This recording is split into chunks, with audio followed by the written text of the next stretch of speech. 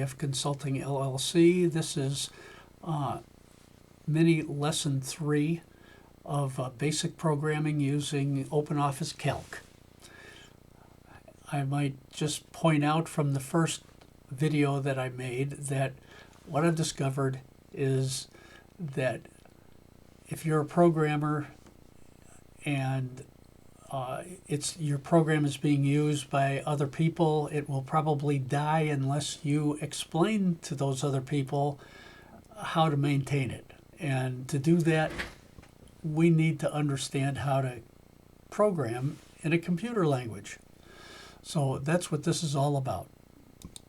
So we went through lessons 1 and 2 before, and basically the way we move on to another lesson is we duplicate. We change the 2 to a 3. We take off the copy, and now we run that third programming lesson.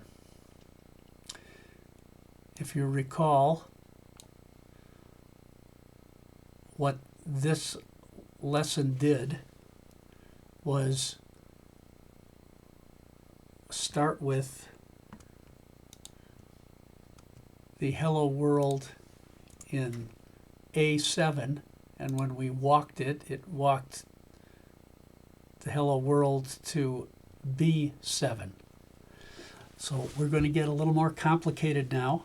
I'm going to demonstrate how we protect code that we've written so that others can't just look at it, modify it, screw it up.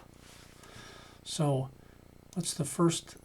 And I'm going to also demonstrate how you take code from other applications that you've developed and you use that code in a new application.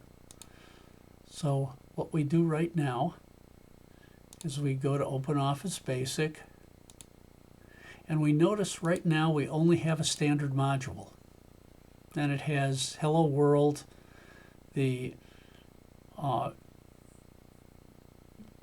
and basically one code that the hello world put a message box on the screen. The C7 hello world just took and placed a hello world in a column, actually column 7, or no, actually A7, and then the last one walked that code from A7 to B7. Okay, we're going to add some additional features, but we're going to first protect our code so no one else can use it. So how do we do that? Well, we must choose our lessons, our lesson, and create an organizer. Right now, we have to choose from the library, we have to choose our MLesson3, and we want to add a new library to this. We'll call it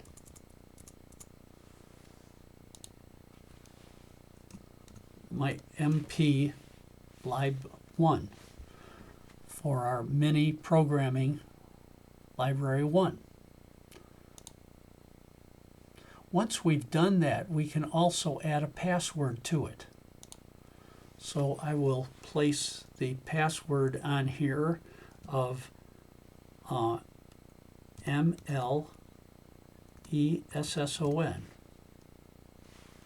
and tab to the next field and type it in again, capital M, capital L, ESSON.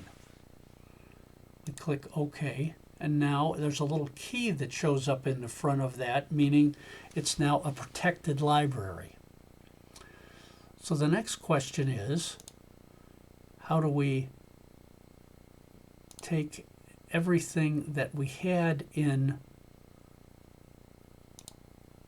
our original application, and I'm going to copy it, or I'm going to cut it out of the standard library, and I'm going to go to our new library, and I'm going to paste it in there. So now we've got our code in the protected library rather than the other library.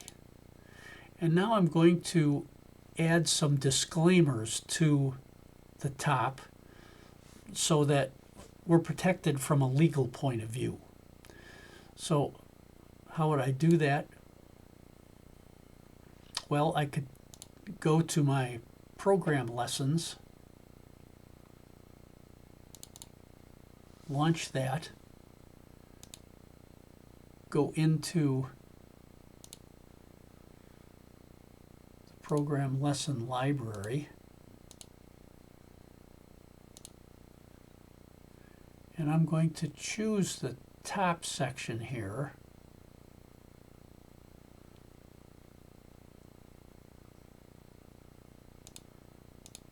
I'm going to choose the top section.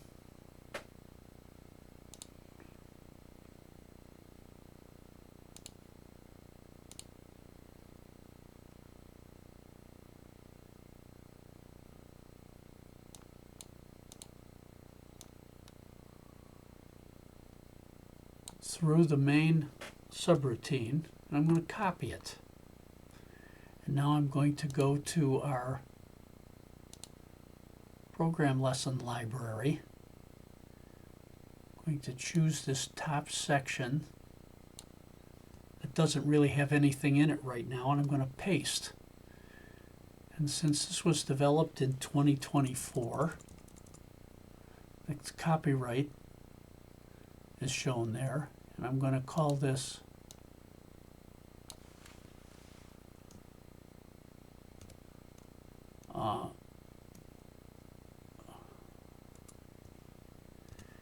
MP Lib Module 1.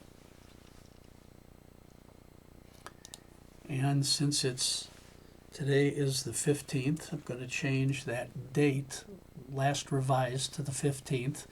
And I have a disclaimer in here that says that my code should be used as is, and I'm not liable for any problems that you might have with it. So we would save this, and now I can quit that particular application, and now we're just into our current application. Now, what I want to demonstrate here is to take data from other sources. One of the sources I talked about was going to Safari and doing a search.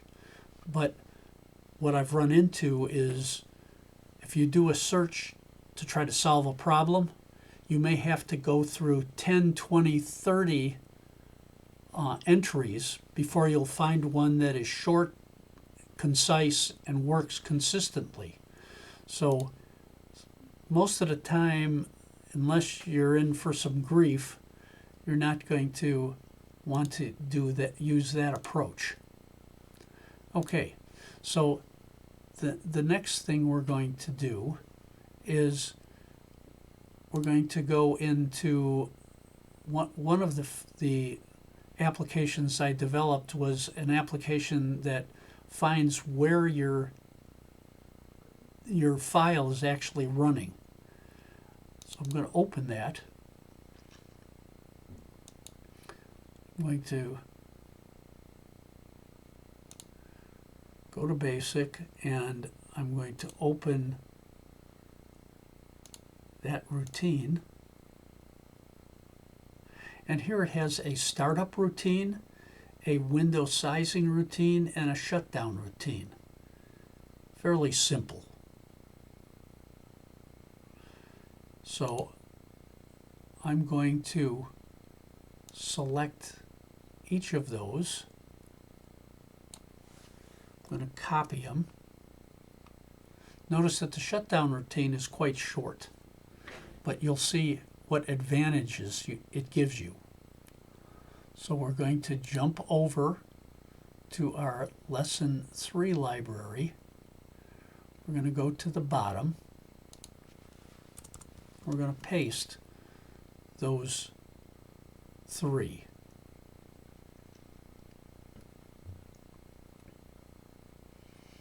Okay, so we now have added some code. We can take and close this application. I'm going to also improve our walking Hello World application with a little additional code that I wrote. I'm going to select it out of just a text file, copy it,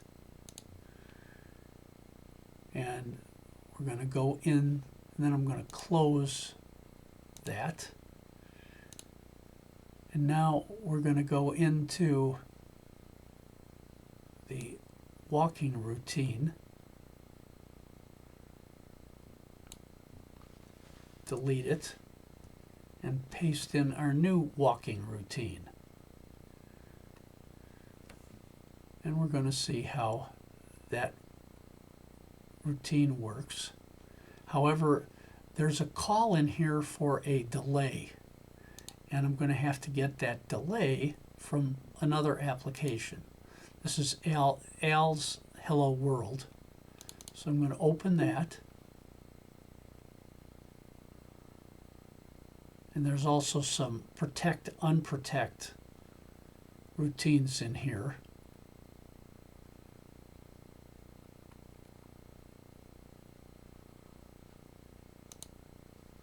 So I'm going to go in here.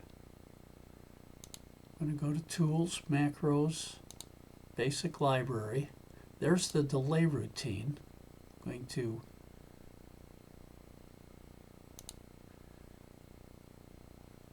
select it. So there's a 1 second delay and a 6 second delay.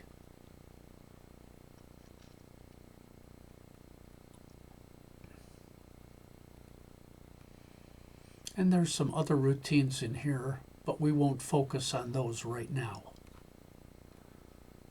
So I'm going to copy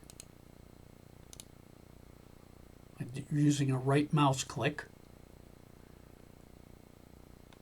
I'm going to close this,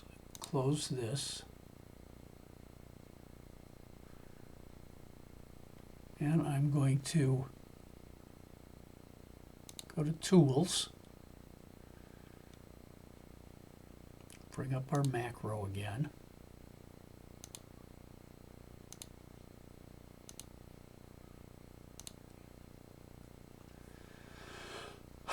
Okay, and after the Hello World, we're going to put these 2 delay routines. All right, so now let's see what happens when we walk this data. And I know that Hello World has to be in A2 for the routine to work properly. It's only because I developed it. So let's walk.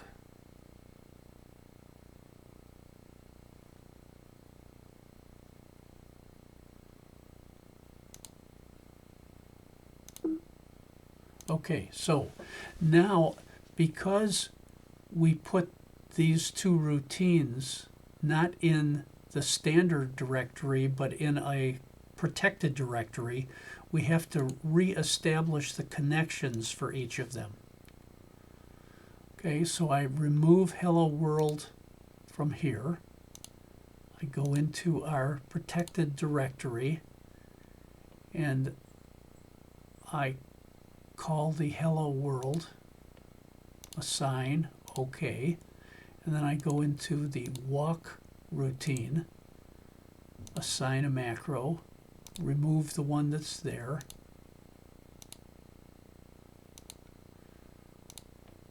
and here is the walk Hello World, assign, OK, And now let's see how this works. We click Hello World and it displays properly in the message box. We click Walk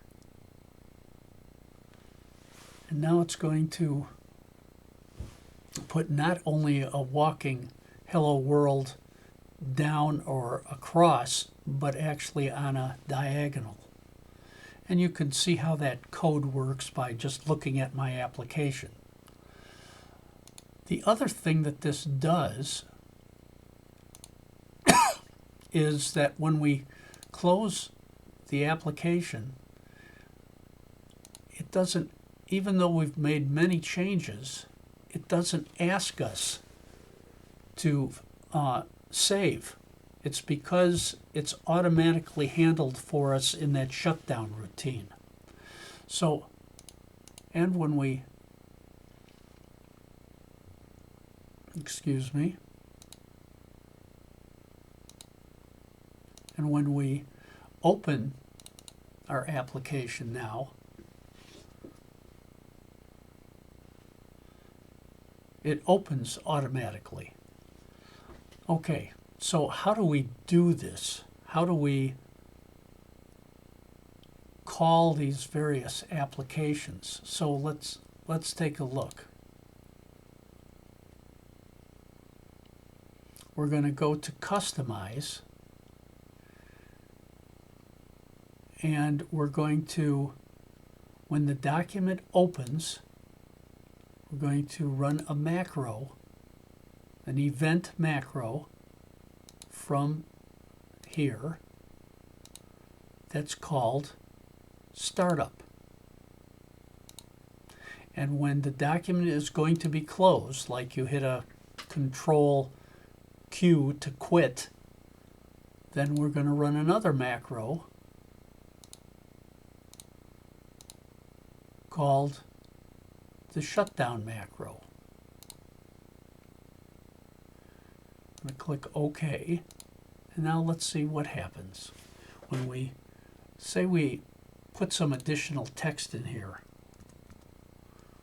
We are whatever. Okay, now normally it would ask us to save, but because we've associated those with this customized open document and document ready to close events, then watch what happens. We quit.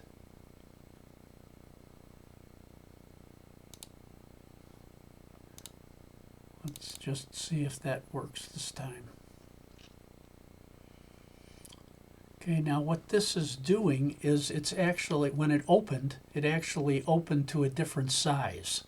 So we're going to fix that right now, and you're going to see how our protected macros will work. Okay, I'm challenged with a password. I must enter that password. If you can't remember, it's capital MLesson.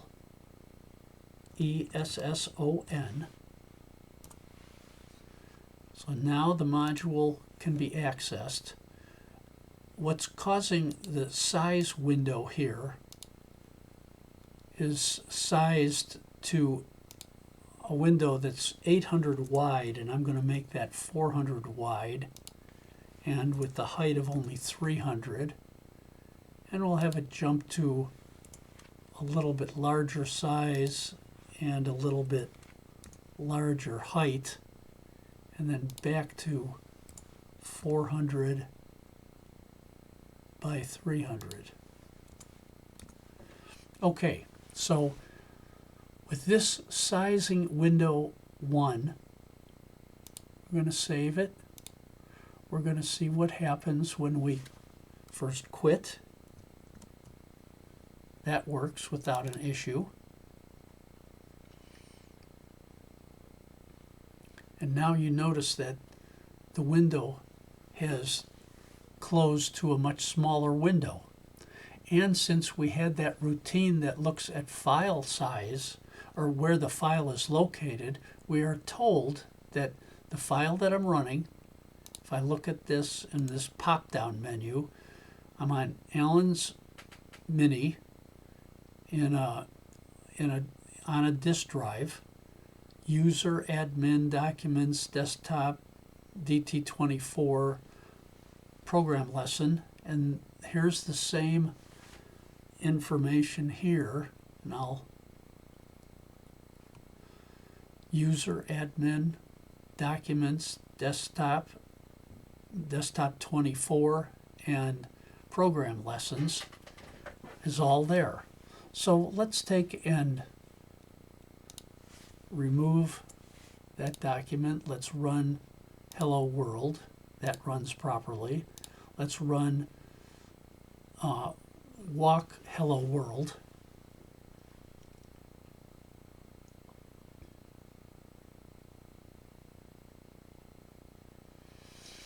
Okay, so now you see that we're able to get code from different applications. If we develop that code, we can protect the code that we've written under a password so that it can't be modified or screwed up by somebody else. And this is the concepts that we need as a basis so that I can then show the steps that I'm leading towards, which is this program lessons program. I'm going to quit here. I'm going to open up program lessons and just see what it has.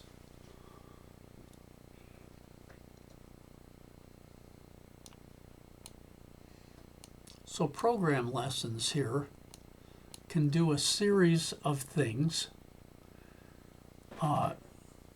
and I'll be talking more about the things it can do. It can protect sheets, it can unprotect sheets, it can freeze various frames by clicking a button rather than knowing anything about the menu bar above. So it can maximize the screen, max on, and it shows this on the entire screen, or max off, and it can just jump to a different part of the screen. We can show row columns. Here's the rows and the columns, or we can hide row columns. As you can see, now we can't see the row column identifiers. We can generate that same hello world here, or hello world OK. This requires clicking on an OK button, but it requires the operating system to do that. So this application here called Program Lesson shows you a number of different features that you don't have with a normal spreadsheet. It actually allows you to look at this document more like an application, a standalone application, rather than a spreadsheet application. In fact, when I click Max On, notice we don't even have any of the spreadsheet menus here. So if you start up in this maximized mode, it'll look like you are just running a standalone application. This is a very important features. I actually can even automate this whole process so that it goes from a password protected blanked screen to sending out an email telling us that your computer is still running properly, so you can get it on your iPhone or your iPad, and then it can shut down again and password protect the computer again. So that's what all my applications use these various types of features to look like they're standalone applications. I hope this lesson 3 has helped.